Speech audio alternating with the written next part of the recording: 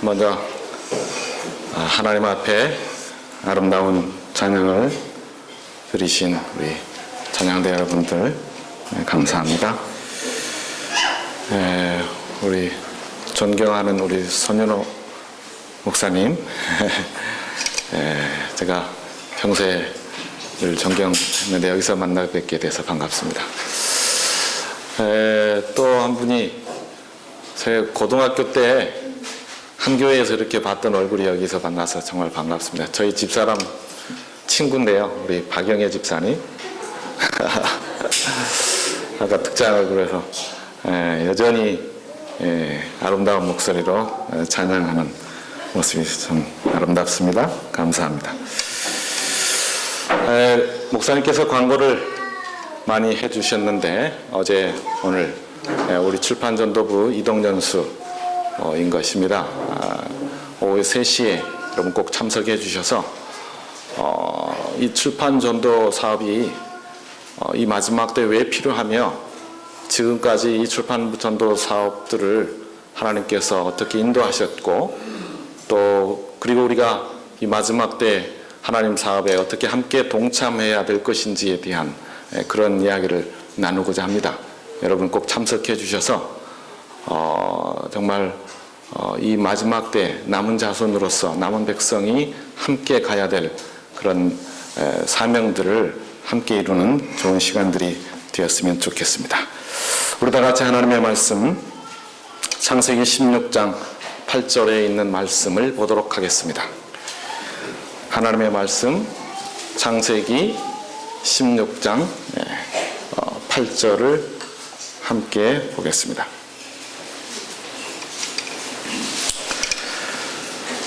제가 가지고 있는 성경은 개역 한글이고요. 여러분은 아마 개역 개정일 텐데 그래도 함께 읽어보도록 하겠습니다. 읽겠습니다. 시작. 가로되 사레의 여종 하가라 네가 어디서 왔으며 어디로 가느냐. 그가 가로되 나는 나의 여주인 사레를 피하여 도망하나이다. 아멘. 사레의 여종 하가라 네가 어디서 왔으며 어디로 가느냐.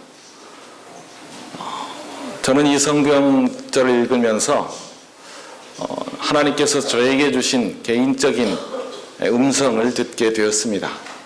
그래서 하나님께서 저에게 주신 개인적인 음성을 우리 믿음의 가족들과 함께 나누고자 이 말씀을 선택했습니다.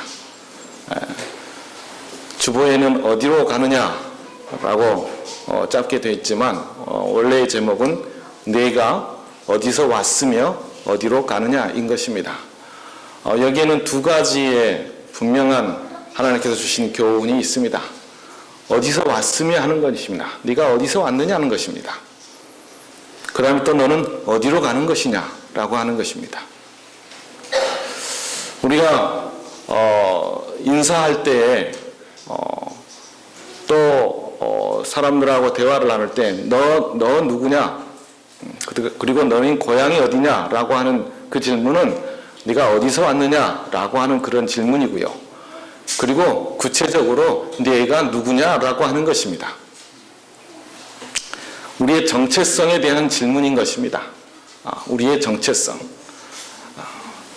우리의 정체성은 분명합니다. 어제 우리 임원철 목사님께서 요한계시록 12장에 있는 말씀을 가지고 남은 자손, 그리고 남은 자손은 이면 에온의 신을 가지고 또 거기에 나타난 증거들을 통해서 생활하는, 삶을 살아가는 사람이라고 분명히 말씀해 주셨습니다.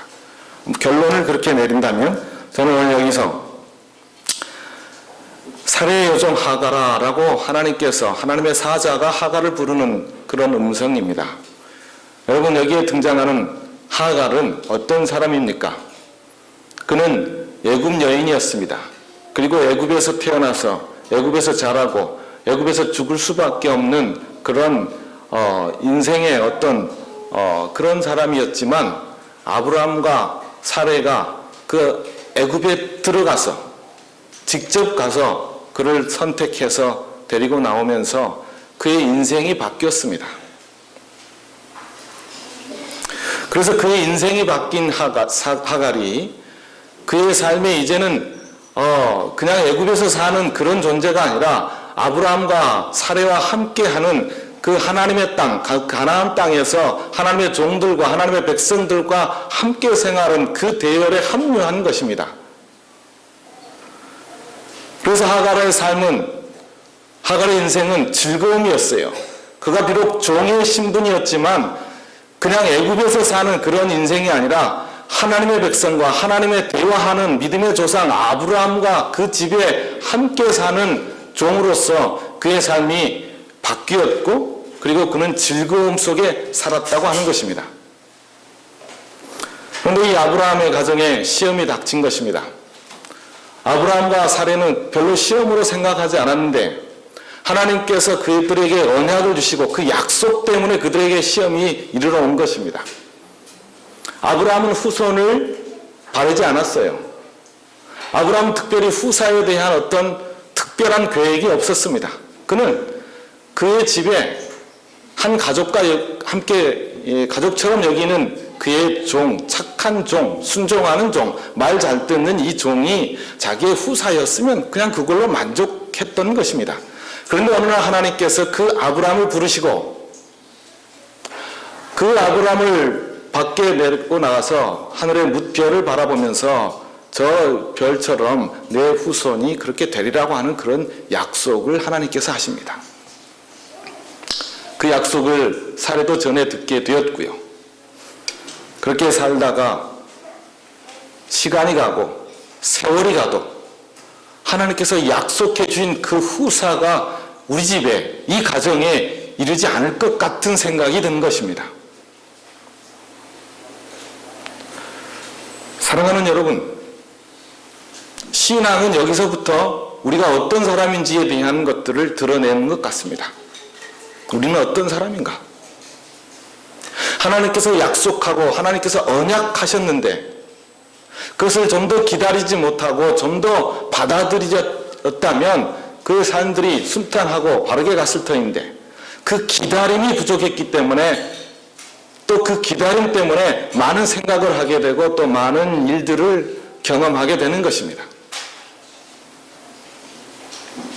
아브라함은 별 생각이 없었지만 사레가 아브라함으로부터 하나님의 언약을 전해 들은 순간부터 기대가 있었습니다. 희망이 있었습니다. 소망이 있었습니다. 자기 몸은 늙어서 자녀를 생산할 수 없을 줄 알았는데 하나님께서, 전능하신 하나님께서 아브라함을 통해서 후사를 보겠다고 하는 그 약속이 사라에게는 희망이었던 것입니다. 그래서 그 사라가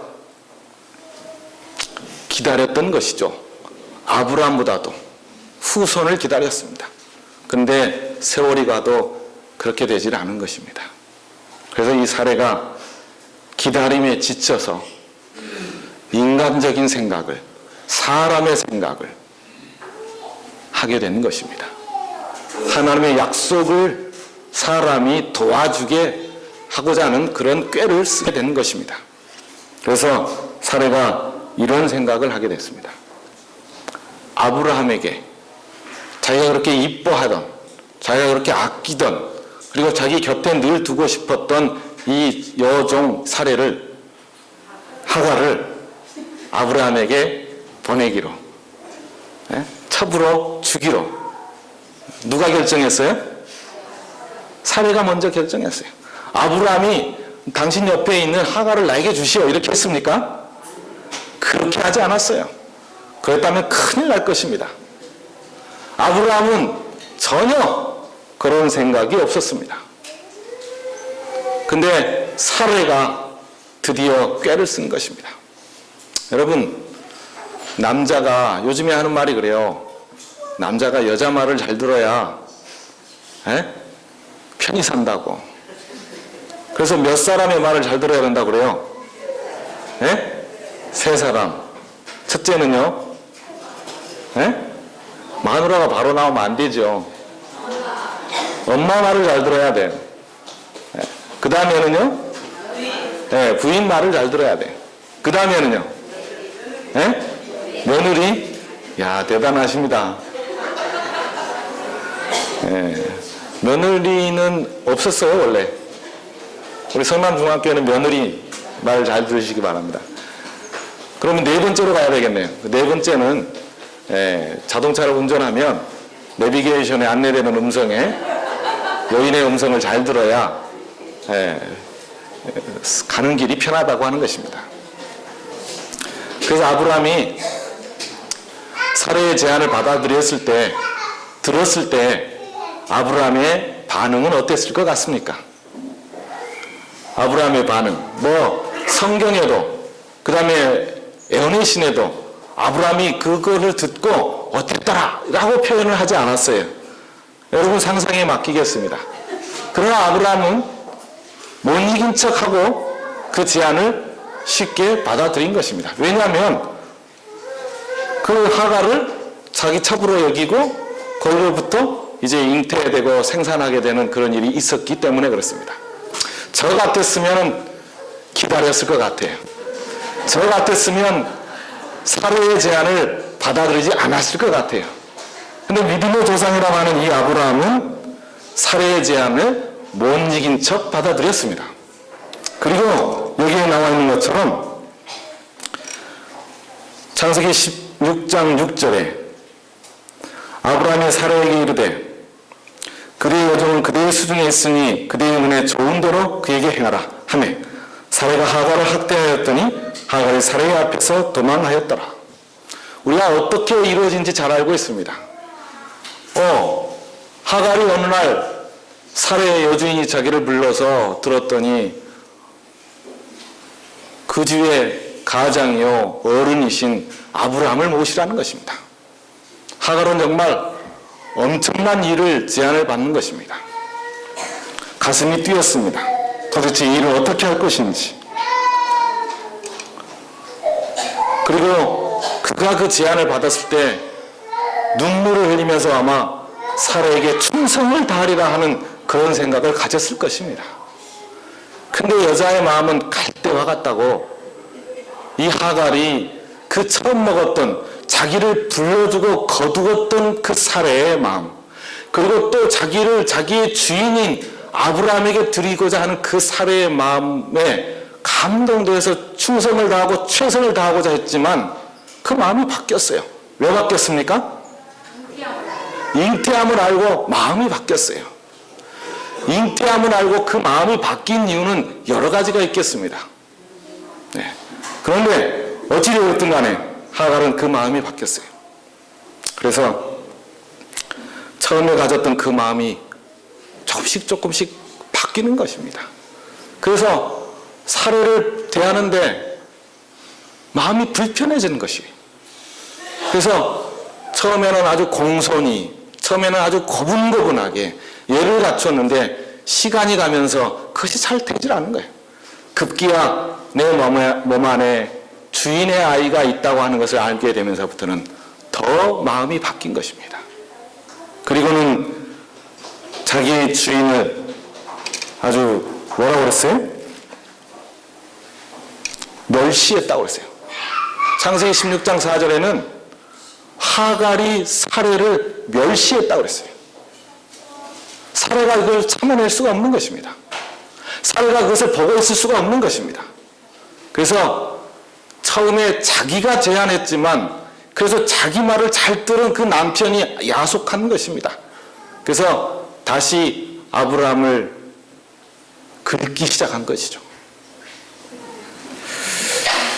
아브라함이 참 여기서는 나옵니다. 아브라함이 고민 많이 했다고 그랬어요. 두 사람 사이를 원만하게 하기 위해서 아브라함이 참 고민을 많이 하고 예를 많이 썼다고 부조와 선지자는 기록하고 있습니다. 그러니까 사례가 제안한 것을 처음에 바로 받아들인 것이 아니라 사례가 여러 차례 그런 이야기를 했음에도 불구하고 아브라함은 그것을 받아들이지 않고 이제는 하갈이 누구 아이를 가졌으니까 내 아이를 가졌으니까 당신도 좀 보고 참으시오. 그 말이 더 억울한 거예요. 더 야속한 거예요. 그래서 이 사례가 입술을 깨물으면서 좀 참아봤습니다. 그런데 하갈이 웃는 것도 보기 싫고 밥 먹는 것도 보기 싫고 걸어가는 것도 보기 싫은 거죠. 그래서 다시 아브라함에게 또 이야기해서 이제는 아브라함이 포기합니다. 이제는 당신 알아서 당신 마음대로 당신 뜻대로 하시오. 여러분, 이 말이 무슨 말입니까? 여러분, 남자가 당신 뜻대로 하시오, 그 말은 뭐냐면 내 계획대로 좀 따라주시오, 그 말입니다. 근데 사례는 그 말을 이제 내 마음대로 하면 되겠구나 하고 그 길로 가서 하갈을 학대하기 시작한 것입니다. 사갈이 그 학대를 참지 못하고 견뎌내지 못하고 드디어 내가 이런 대우를 받고 있을 수는 없다 하고 집을 나간 것입니다. 여러분, 여기서 질문 하나 드리겠습니다. 이 하갈이 사라의 학대를 받고 집을 나갔습니다. 도망갔습니다. 어디로 갔을 것 같습니까? 예? 애굽으로요. 어떻게 알았어요? 예? 고향에 친정이니까. 요즘 사람들은 친정으로 안 가고 어디 다른 데로 간다면서요. 예? 시댁으로 가요? 그럼 훌륭한 부인입니다. 요즘엔 찜질방 간다고 그러더라고요. 근데 이 하갈이 찜질방이 없어가지고 애굽을 향해서 가게 되는 것입니다. 하갈의 이름의 뜻은 도망자라고 하는 뜻입니다. 무슨 뜻이라고요? 도망자. 하갈은 그러니까 이름 자체가 도망자였기 때문에 그냥 도망하는 사람일 수밖에 없습니다.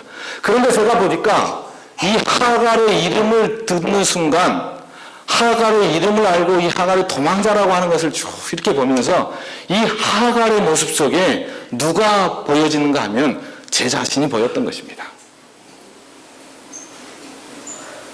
정처 없이 방황하게 하고 자기가 있어야 될 곳이 어딘지를 알지 못하고 인내하지 못하고 견뎌내지 못하고 그냥 자기 편하자고 자기 좋자고 집을 나서는 그러한 사람. 어쩌면 그 하갈의 모습 속에 저와 여러분의 모습이 보였을 수도 있습니다. 이 하갈이 그렇게 도망하게 된 것입니다. 그 도망하게 된 하갈에게 하나님의 사자 여호와의 사자가 나타나서 그를 부르는 이야기가 조금 전에 읽었던 창세기 16장 8절의 이야기입니다. 근데 하나님의 사자가 그 하갈을 부를 때 어떻게 불렀어요? 하갈아, 그렇게 부르지 않았어요. 그 하갈을 부르면서 그 하갈 앞에다가 어떤 표현을 썼는데 뭐라고 그랬어요? 사레의 여종 하갈아 그랬어요.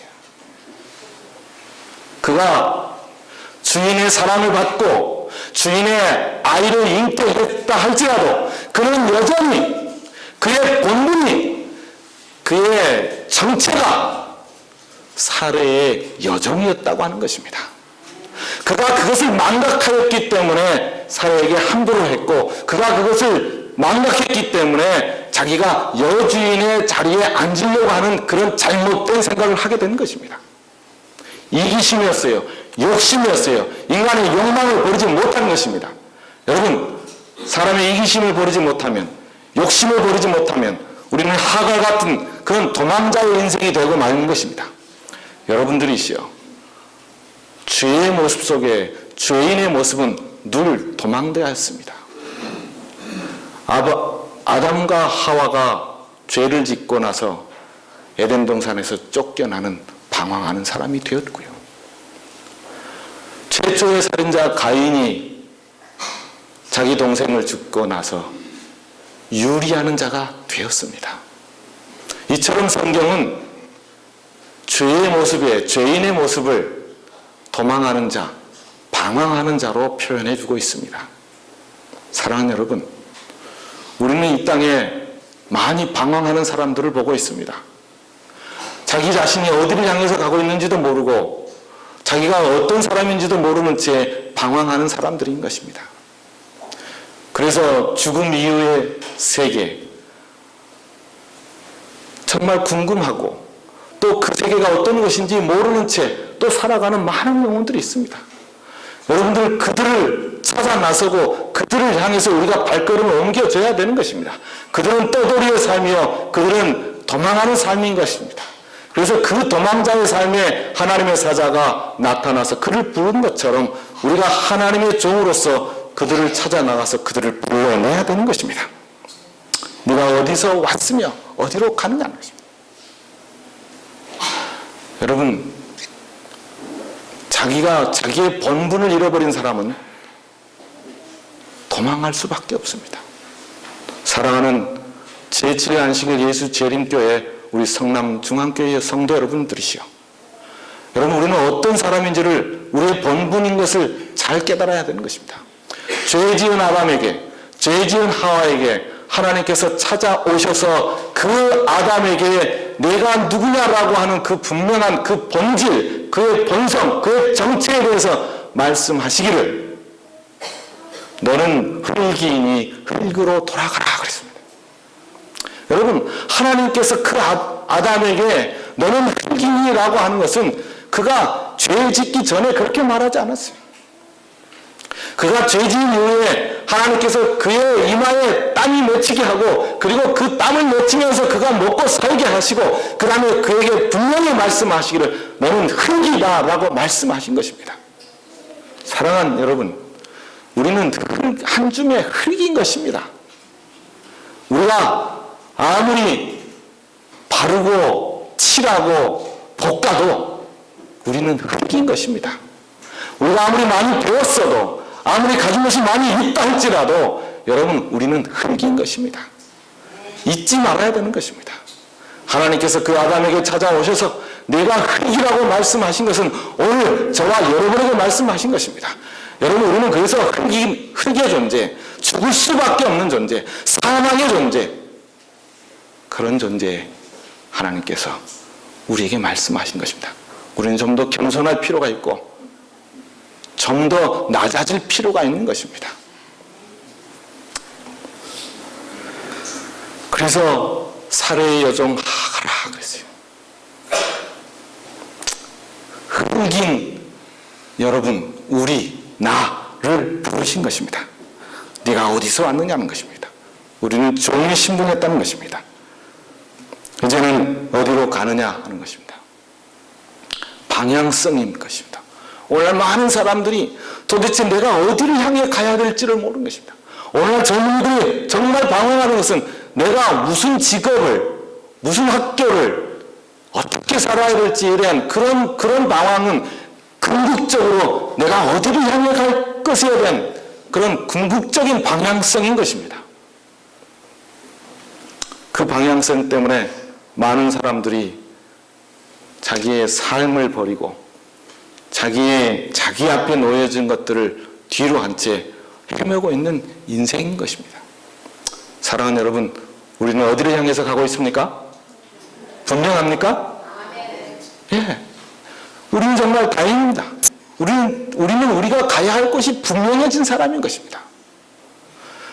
우리 다 같이 베드로후서 1장 19절에 있는 말씀입니다. 또 우리에게 더 확실한 예언이 있어 어두운 데 비치는 등불과 같으니 날이 새어 샛별이 너희 마음에 떠오르기까지 너희가 이것을 주의하는 것이 가하니라. 또 우리에게 더 확실한 예언이 있어 어두운 데 비치는 등불과 같으니 날이 새어 샛별이 너희 마음에 떠오르기까지 너희가 이것이 뭐냐면 더 확실한 예언인 것입니다. 여러분, 이 세상은 어두운 가운데 있습니다. 여러분, 이 세상은 캄캄합니다. 그 캄캄함에 빛을 비추어 등불을 켜서 그 걸음을 인도하시는 것이 하나님의 말씀인 것이죠. 그래서 그 어두운 데 비추는 그 샛별이 우리의 마음에 떠오르기까지 우리가 무엇을 더 연구해야 된다고요? 예, 더 확실한 예언이에요. 그 더 확실한 예언이 뭐냐면은 곧 우리가 어디로 가야 될지를 밝혀주는 것입니다.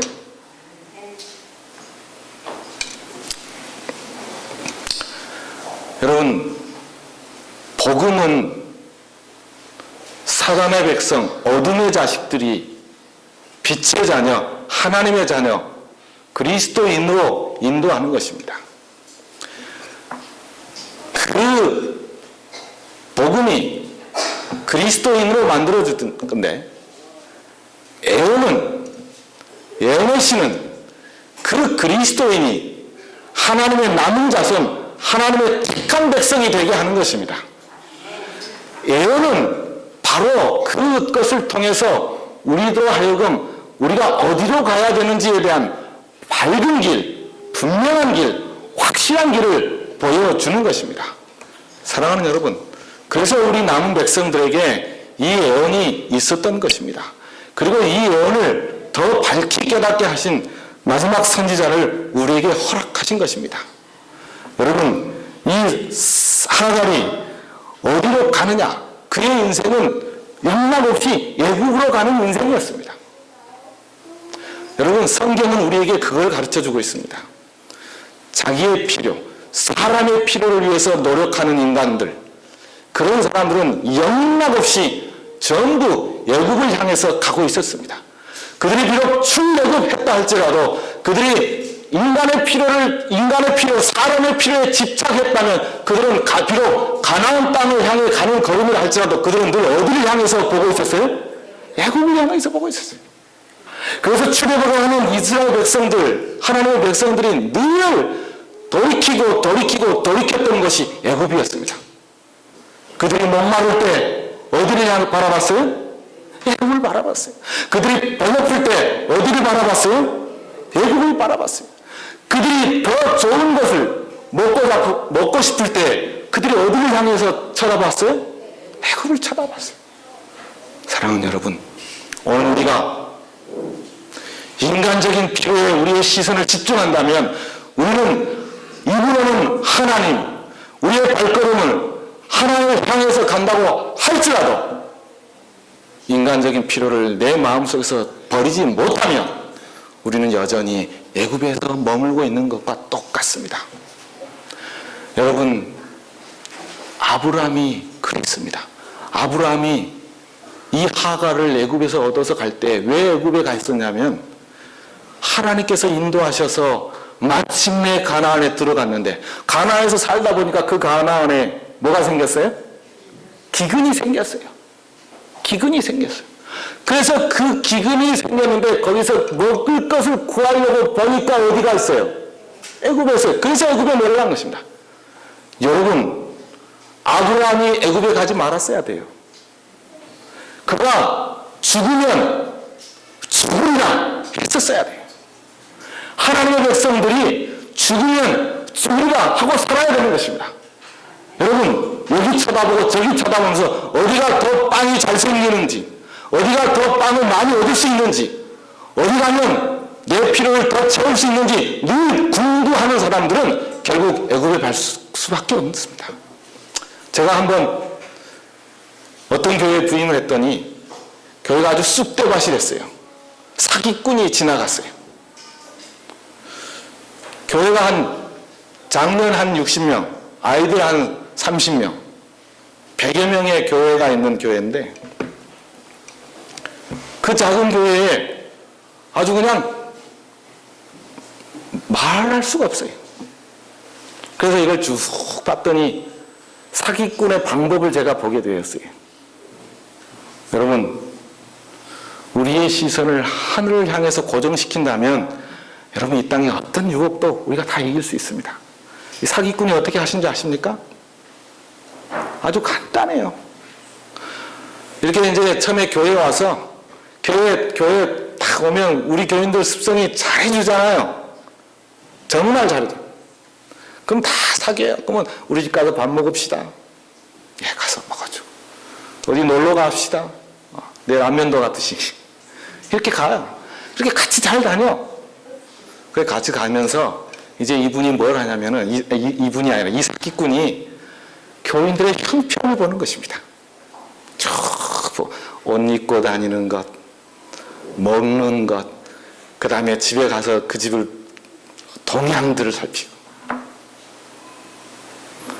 그리고 나서는 어떻게 하냐면 돈을 좀 써요. 이분이 돈을 잘 써요. 어떻게 쓰냐면 돈 좀 있는 사람처럼 써요. 그리고 돈을 잘 버는 사람처럼 써요. 한 번은 교회 이 설이 돌아오는데 그 옆에 있는 그 가게 마트에 가서 현금을 주고 사과를 50박스를 딱 샀어요. 그리고 배달을 교회다가 시켜요. 그러니까 이 가게 주인이 야, 사과 50박스 개인이 사긴 쉽지 않잖아요. 그걸 딱 써서 교회다가 배달하니까 말은 안 했는데 이 사람은 여기 교인이구나. 그리고 이 사람은 돈이 있는 사람이구나. 그게 딱 끝이야. 그리고는 그 사과를 가지고 교인들 한 사람씩 다 나가죠. 가정마다 한 상자씩. 그냥 입이 쭉 벌어져요. 그러면서 이제 어떻게 하냐, 접근해요. 집사님, 내가 보니까 집사님 참 좋으신 분 같습니다. 칭찬해 주죠? 제가 보니까 집사님 아주 친절하고 좋으신 분 같아요. 내가 집사님에게만 내가 돈 버는 방법을 가르쳐 드리겠습니다. 근데 약속하세요. 다른 사람한테는 아무에게도 말하지 마십시오. 예. 저한테 돈을 맡기면 그때 은행 이자가 한 4% 정도 될 때거든요. 저한테 돈을 맡기면 일부 드리겠습니다. 일부. 몇 프로예요? 10%예요. 작은 돈은 제가 2부 쳐주고 좀 큰 돈은 내가 일부 드립니다. 그리고 나서는 집사님 제가 한 500만 원이 필요한데 저한테 돈을 좀 빌려주십시오. 내가 일주일에 작은 돈 몇 부? 2부. 내가 쳐서 일주일에 2부를 갖다 주네. 그래서 500만 원을 딱 빌려요. 그리고는 500만 원을 그 일주일에 딱 갚아요. 이자를 탁 쳐가지고 탁. 이분이 입이 쩍 벌어졌대요. 이렇게 젠틀한 사람이 있나. 근데 거기를 한 사람한테만 그런 게 아니라 전부 개인적으로 다른 사람한테 절대 말하지 않으라고 해요. 그러면서 그렇게 이자를 쳐서 이 사람한테 5억 받아서 돈 쓰다가 이 사람한테 빌려가지고 이 사람 돈 갚고 이렇게 2주 만에 이 일을 하는 거예요. 근데 전부 몰라. 전부 개인적이야. 그렇게 다 하니까 다음에는 이제 어떻게 하겠어요? 예, 그 잘 자란 돈을 다 갚아줘요. 그리고 나서 내가 정말 돈 벌게 할 테니까 한번 나를 믿고 한번 맡기라고. 그래서 이번에는 5천만 원이에요. 예? 5천만 원 한꺼번에. 내가 딱 한 달만 쓰겠다고 그래. 근데 딱 한 달만 쓰는데 그 딱 한 달 만에 이자를 딱 주고 넘어가요. 근데 이자가 두툼하거든요. 근데 거기서 교인들이 협조를 잘해주면 한 달 만에 끝나고 협조가 안 되면 2달이 가요. 무슨 말인지 알겠어요?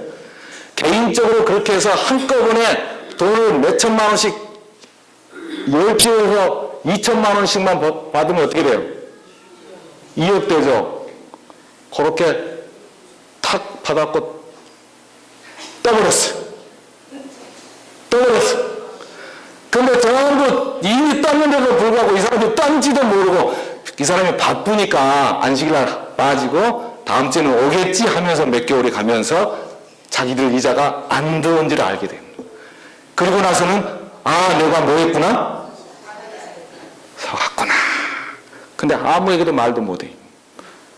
그래서 자기에게 가장 친한 분에게 내가 그때 우리 교회 왔던 어떤 분이 있었잖아. 내가 그분에게 정말 잘해주고 또 그분이 잘해줘서 내가 돈이 급하다고 해서 돈을 빌려줬는데 내 일을 했네. 그 말 하니까 그 말이 딱 듣고 있던 분이 나도 그랬는데. 여러분 제가 그 이야기를 쭉 들으면서요. 사람의 마음속에 속는 거 쉽게 하는구나. 예? 왜냐하면 그냥 속이지 않고 전부 그 사람한테 적당하게 떡을 던져줘요. 그걸 또 잘 받아먹다가 한번 팍 당하는 거죠. 그리고 나서 몇 개월 있는데 이 교회 옆에 있는 마트 주인이 교회를 찾아왔어요. 왜 그런가 했더니 그 마트 주인도 속여먹었어 또. 처음에는 현금으로 줬다고 했죠?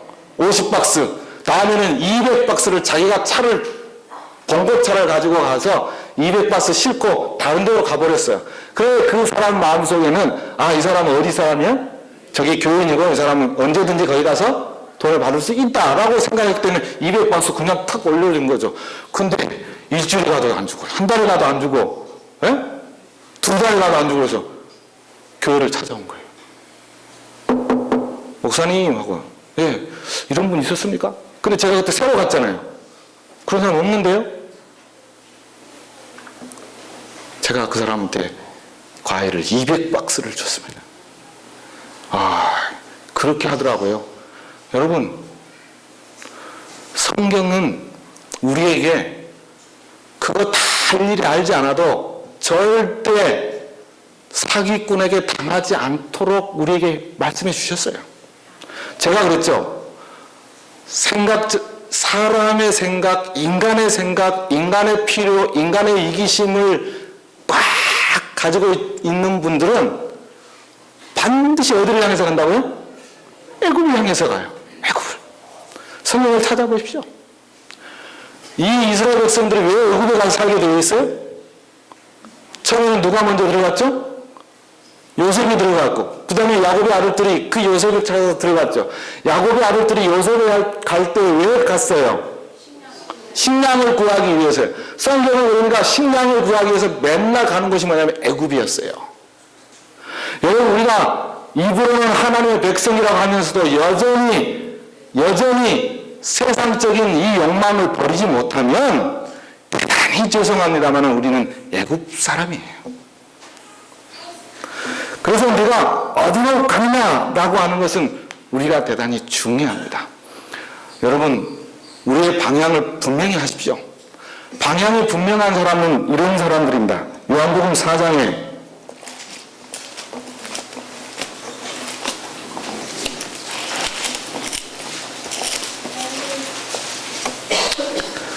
요한복음 4장 28절입니다. 여자가 물동이를 버려두고 동네에 들어가서 사람들에게 이르되 나 행한 모든 일을 내게 말한 사람을 와보라. 이는 그리스도가 아니냐.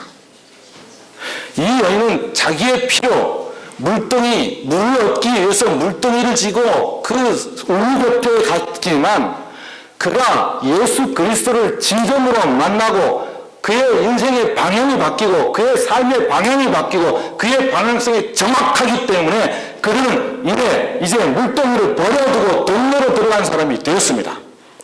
여러분, 이 여인은 동네에서 나왔어요. 그리고 그 동네 사람들과 섞이지 않기를 원한 것입니다. 보이지 않기를 원했던 것입니다. 말도 거느리고 싶지 않았던 것입니다. 그럼에도 불구하고 그가 예수 그리스도라고 하는 그분을 통해서 그의 인생의 방향이 바뀌고 그의 삶의 방향이 바뀌었기 때문에 그는 그의 발로 동네로 들어가고 사람을 만났던 것입니다.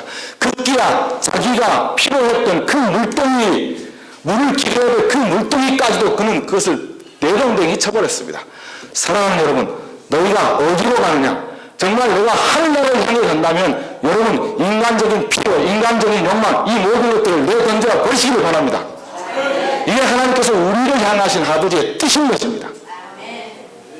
성경은 예수님께서 제자들을 부르실 때 그 부름을 받았던 모든 제자들은 전부 버렸다고 했습니다.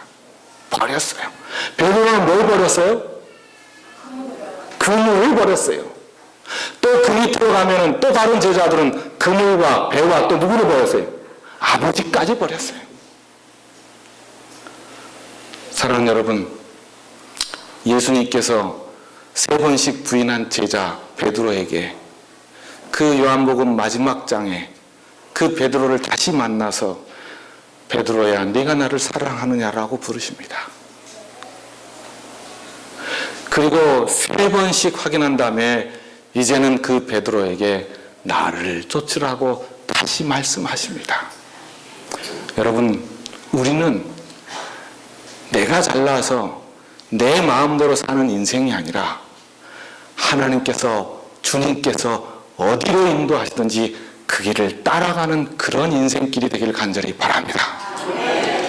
요한계시록 14장은 14만 4천인에 대한 이야기가 나옵니다. 그 14만 4천인의 특징이 뭐냐면은 어린 양이 어디로 인도하든지 따라가는 자예요. 여러분, 하늘나라도 내 의지로, 내 힘으로 가려고 하지 마십시오. 내가 하늘을 향해서 간다고 내 기분으로, 내 능력으로, 내 지식으로 가려고 하지 마십시오. 우리는 그저 요즘 예수 그리스도를 따르는 하나님의 따르는 백성들인 것입니다. 그래서 그가 어디로 가든지 그곳이 천국인 것처럼 그것을 따라가는. 그래서 예수님께서는 그 베드로에게 3번 확인한 다음에 마지막 다시 그에게 요구하시고 요청하시면서 확인한 게 뭐냐면 나를 좇으라 하였습니다. 여러분, 하갈에게 나타나서 내가 어디로 가느냐라고 했을 때 여러분, 이제는 우리의 대답이 내가 이제는 주를 따르겠습니다라고 하는 믿음의 선택을 통해서 하늘까지 이어가는 우리의 발걸음이 되기를 간절히 소망하면서 말씀을 마치겠습니다.